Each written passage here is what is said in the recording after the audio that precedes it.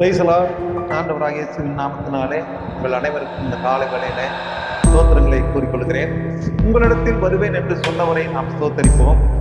யோவான் எழுதின சுவிசேஷம் 14ஆம் அதிகாரம் 18வது வசனம் சொல்லுகிறது, நான் உங்களை திக்கற்றவர்களாக விடேன், உங்களிடத்தில் வருவேன் என்று சொல்லி அங்கே பார்க்கிறோம். திக்கற்றவர்கள் என்பதின் கிரேக்க வார்த்தை அர்னோஸ் என்று பெயர். இந்த வார்த்தைக்கு யாக்கோபு 1:27 சொல்லப்படுகிறது, ஒரு போதகருக்கு அவருடைய சீசர்கள் அவர்களுக்கு பிள்ளைகளாய் இருப்பார்கள் என்று சொல்லி பார்க்கிறோம்.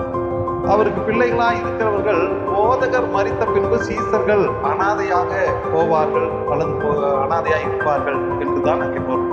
இயேசு அவர் சொல்லுகிறார், நான் உங்களை மறக்கவும் இல்லை, மறக்கவும் மாட்டார், கைவிடவும் மாட்டார்.